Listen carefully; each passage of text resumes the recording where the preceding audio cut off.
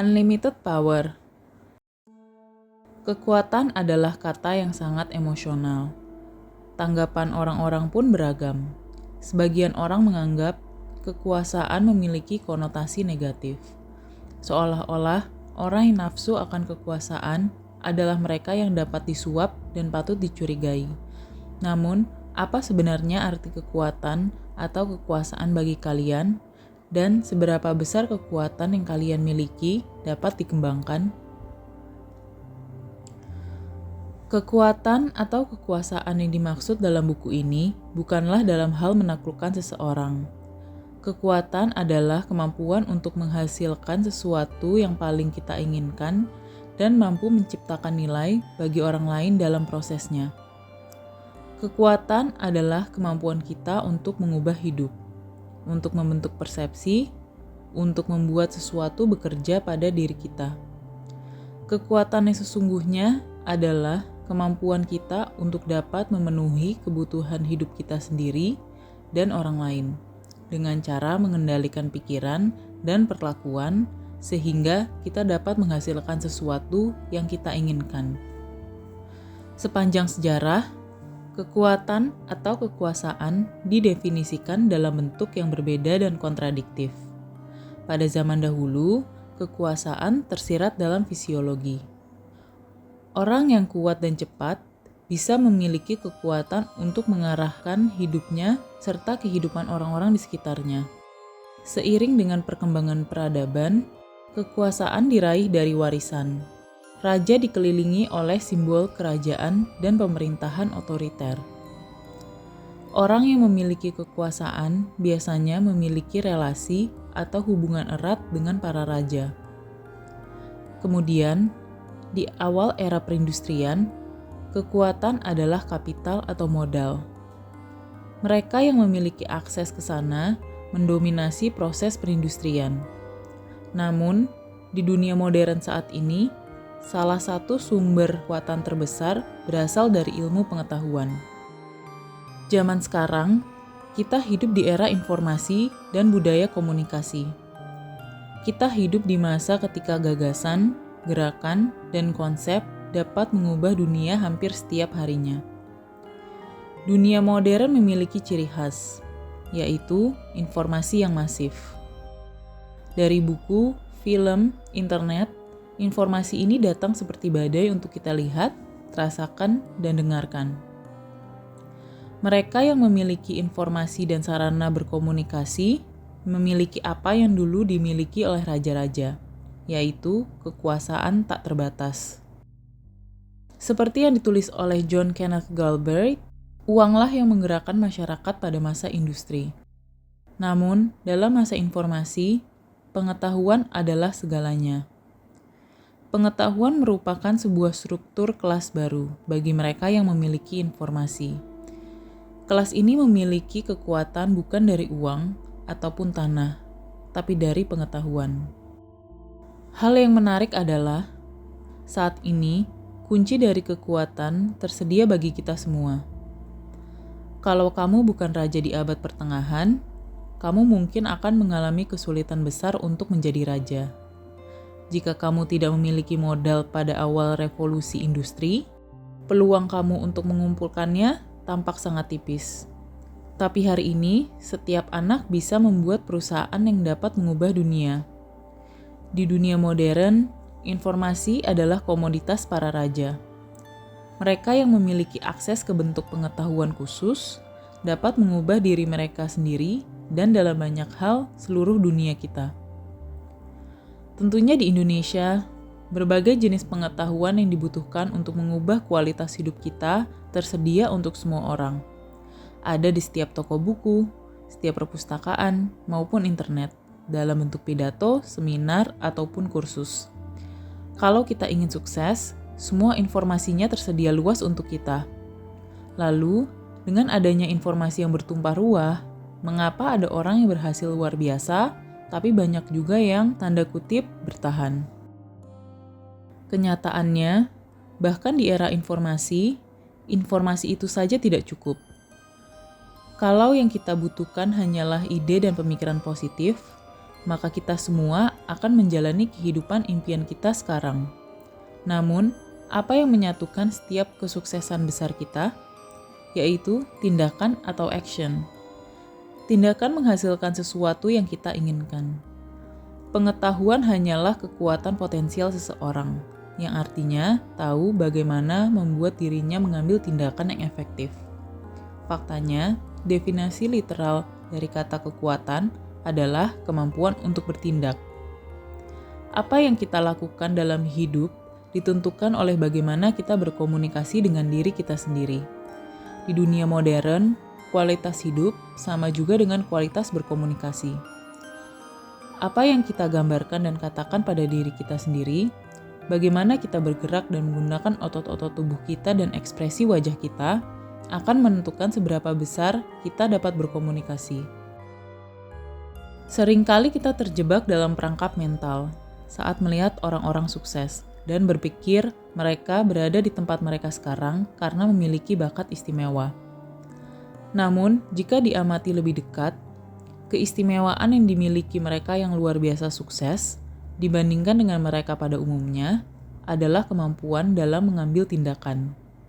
Ini adalah anugerah yang dapat kita kembangkan di dalam diri kita sendiri. Kita menjalani dua bentuk komunikasi seiring dengan terbentuknya pengalaman hidup kita. Pertama, kita melakukan komunikasi internal. Hal-hal yang kita gambarkan, katakan, dan rasakan di dalam diri kita sendiri.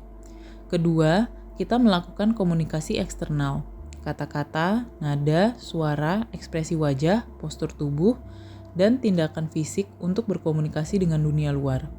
Setiap komunikasi yang kita lakukan adalah tindakan, dan semua komunikasi memiliki efek tertentu pada diri kita sendiri dan orang lain.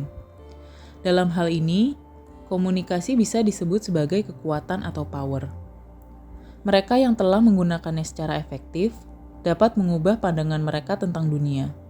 Contoh dari tokoh-tokoh dunia seperti John F. Kennedy, Thomas Jefferson, Martin Luther King, Winston Churchill, Mahatma Gandhi. Mereka memiliki kesamaan, yaitu sebagai komunikator ulung. Mereka mampu mengambil visi mereka dan mengkomunikasikannya kepada orang lain.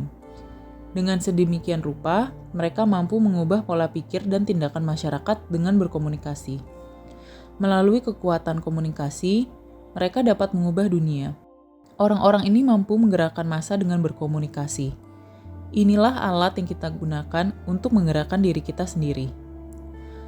Cara kita berkomunikasi dengan orang lain akan menentukan tingkat kesuksesan kita dengan dunia luar, secara pribadi, emosional, sosial, dan finansial.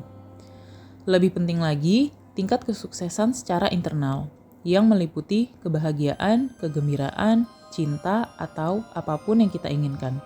Ini merupakan hasil dari cara kita berkomunikasi dengan diri kita sendiri. Apa yang kita rasakan bukanlah hasil dari apa yang terjadi dalam hidup kita, melainkan interpretasi kita tentang apa yang terjadi. Kehidupan orang-orang yang sukses telah berulang kali menunjukkan bahwa hidup ini ditentukan bukan oleh apa yang terjadi pada kita, melainkan bagaimana kita menyikapi peristiwa yang terjadi pada kita. Buku ini menjelaskan tentang bagaimana cara kita mengambil tindakan secara masif, fokus, dan kongruen, sehingga memproduksi hasil yang luar biasa. Mungkin kita ingin mengubah pandangan kita terhadap diri sendiri ataupun dunia luar. Mungkin kita ingin menjadi komunikator yang lebih baik, ingin mengembangkan hubungan yang penuh kasih, belajar lebih cepat, menjadi lebih sehat, atau menghasilkan lebih banyak uang. Melalui informasi dalam buku ini, jika digunakan secara efektif, bisa membantu kita mewujudkan semua hal yang kita inginkan. Orang yang telah berhasil mencapai kesuksesan secara konsisten melakukan langkah-langkah berikut. Langkah pertama yaitu menentukan dengan tepat apa yang kita inginkan. Langkah kedua, jangan ragu untuk mengambil tindakan. Kalau tidak, keinginan kamu akan selalu menjadi mimpi. Kita harus yakin dengan tindakan yang akan kita ambil, akan menghasilkan sesuatu yang kita inginkan. Jadi, langkah berikutnya, mengembangkan ketajaman indera atau kepekaan kita untuk merespons hasil yang sudah kita peroleh. Buatlah catatan yang menjelaskan bahwa hasil tersebut sudah menuju tujuan yang kita inginkan. Kita harus petik setiap pelajaran dari setiap tindakan kita, sehingga setiap kesalahan bisa langsung diperbaiki. Dengan begitu, langkah keempat, menjadi lebih fleksibel dalam mengambil tindakan sampai kita bisa menghasilkan apa yang kita inginkan. Teruslah beradaptasi dan menyesuaikan sampai kita menemukan metode yang memberikan hasil. Pernah dengar KFC? Tahukah kalian bagaimana Kolonel Sanders membangun kerajaan bisnis yang membuatnya menjadi jutawan dan mengubah kebiasaan pangan suatu negara? Ketika memulai, ia hanyalah seorang pensiunan yang memiliki resep ayam goreng. Ia memiliki sebuah restoran kecil yang bangkrut karena jalan utama dialihkan ke tempat lain. Ketika jaminan sosialnya cair, ia memutuskan untuk menjual resep itu dan berharap bisa menghasilkan uang dari hasil penjualan resepnya tersebut. Idenya simpel, yaitu dengan menjual resep kepada pemilik restoran dan meminta persentase laba dari hasil penjualan. Lalu ia berkeliling kota dengan mobilnya, berusaha untuk mendapatkan pembeli resep sampai harus tidur di mobil. Ia ditolak 1000 kali sampai pada akhirnya ada orang yang tertarik dengan resep dan ide bisnisnya. Berapa banyak dari kita yang memiliki kekuatan fisik dan karisma seperti Kolonel Sanders? Ia luar biasa berhasil, karena ia memiliki kemampuan untuk mengambil tindakan yang besar dan tegas. Ia memiliki kemampuan untuk mendengar kata tidak 1000 kali, dan masih bisa berkomunikasi pada dirinya dengan yakin bahwa akan ada seseorang yang mengiyakan resepnya. Ia memiliki personal power yang mengantarnya pada hasil yang ia inginkan. Semua ini mengarah pada fakta sederhana yang tak terhindarkan. Sukses bukanlah sebuah kebetulan. Orang yang berhasil memproduksi hasil positif terjadi tidak secara acak seperti melempar dadu. Ada pola tindakan yang konsisten dan logis untuk mencapai excellence. Kita semua memiliki keajaiban dalam diri kita. Hanya saja, kita harus belajar melatih kemampuan berpikir menggunakan otak dan tubuh kita secara maksimal. Pernahkah kalian bertanya tentang persamaan dari orang sukses? Persamaannya adalah mereka semua mampu secara konsisten mengambil tindakan yang efektif sampai bisa mencapai impian mereka. Apa yang membuat mereka konsisten? Tentu ada banyak faktor. Namun, ada 7 karakteristik sifat yang telah mereka kembangkan dalam diri mereka sehingga memberikan semangat untuk melakukan apapun sampai membuahkan hasil. 7 sifat tersebut adalah: sifat pertama, passion. Mereka yang memiliki passion biasanya memiliki alasan dan tujuan yang cukup obsesif yang mendorong mereka untuk tumbuh dan menjadi lebih baik. Ini yang menggerakkan kesuksesan mereka sehingga mereka dapat memanfaatkan potensi yang mereka miliki. Passionlah yang membuat mereka begadang dan bangun pagi. Passionlah yang memberikan kekuatan dan makna hidup untuk mereka.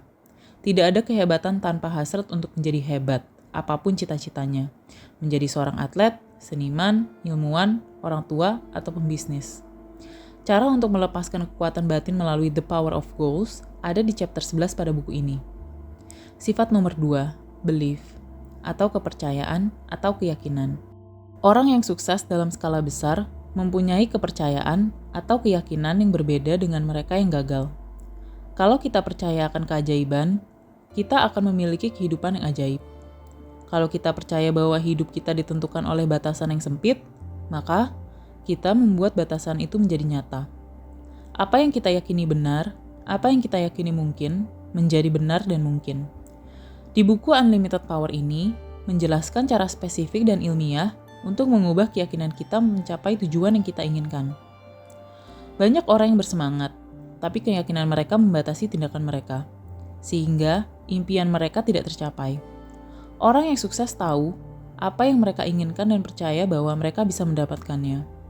Kalian akan belajar tentang apa itu kepercayaan atau keyakinan dan bagaimana menggunakannya di bab 4 dan 5. Sifat nomor 3, strategi. Strategi untuk cara mengukur sumber daya. Ketika Steven Spielberg memutuskan untuk menjadi sutradara, dia memetakan arah ke dunia mana ia akan pergi.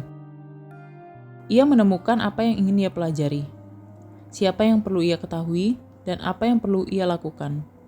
Ia memiliki hasrat, ia memiliki keyakinan, dan strategi yang membantunya mencapai potensinya secara maksimal. Hanya memiliki sumber daya saja tidak cukup untuk meraih kesuksesan. Seseorang harus menggunakan sumber daya tersebut dengan cara yang paling efektif. Talenta dengan ambisi sekalipun perlu strategi untuk menemukan jalan yang tepat. Kalian akan belajar tentang strategi untuk mencapai excellence di bab 7 dan 8. Sifat nomor 4, kejelasan value atau nilai.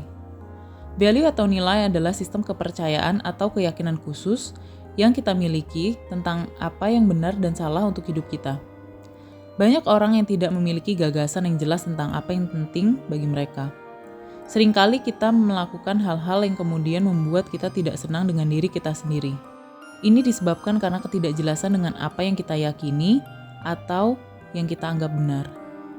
Orang yang dapat meraih kesuksesan adalah mereka yang mengerti tentang pentingnya nilai atau value. Pemahaman tentang value atau nilai ini kemudian menjadi bagian paling menantang untuk mencapai kesuksesan. Hal ini dibahas dalam bab 18. Mungkin kalian sudah memperhatikan semua sifat ini berinteraksi satu sama lain. Apa passion dipengaruhi oleh belief? Tentu saja. Semakin kita percaya bahwa kita dapat mencapai sesuatu, semakin besar keinginan kita untuk menginvestasikan waktu kita untuk mencapainya. Apakah keyakinan saja cukup untuk mencapai hasil yang terbaik? Ini pemikiran awal yang tepat. Tapi, kalau kamu ingin melihat matahari terbit dan lari ke arah barat, mungkin kamu akan kesulitan mencapai prestasi terbaikmu. Apa strategi kesuksesan kita dipengaruhi oleh nilai-nilai atau value kita? Kalau strategi kita untuk mencapai kesuksesan tidak sesuai atau bertentangan dengan keyakinan kita, strategi terbaik sekalipun tidak akan berhasil. Kadang orang sukses bisa mencabotase kesuksesan mereka sendiri. Kalau strategi kita untuk mencapai kesuksesan tidak sesuai atau bertentangan dengan keyakinan kita, strategi terbaik pun tidak akan berhasil.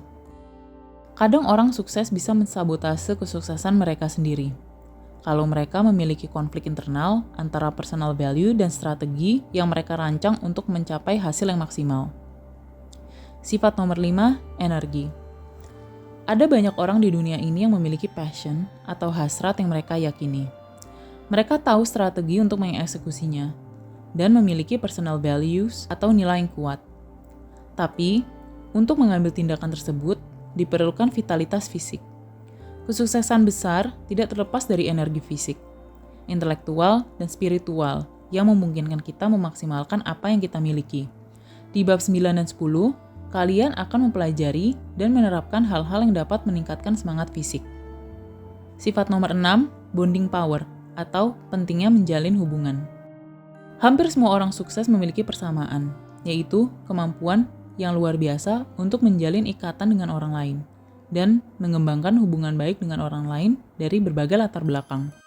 Kesuksesan terbesar tidak hanya berarti tampil di panggung dunia, tetapi ada di relung hatimu sendiri.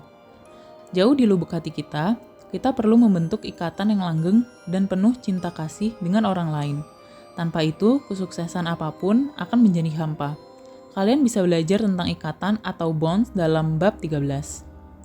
Sifat nomor 7, penguasaan berkomunikasi. Inilah inti dari buku ini, cara kita berkomunikasi dengan orang lain dan cara kita berkomunikasi dengan diri kita sendiri yang pada akhirnya menentukan kualitas hidup kita. Orang-orang yang berhasil dalam hidup adalah mereka yang mampu belajar menerima tantangan dan dapat mengkomunikasikan pengalaman tersebut pada dirinya dan orang lain. Berbeda dengan orang yang gagal, mereka menerima kesulitan hidup dan menganggapnya sebagai batasan.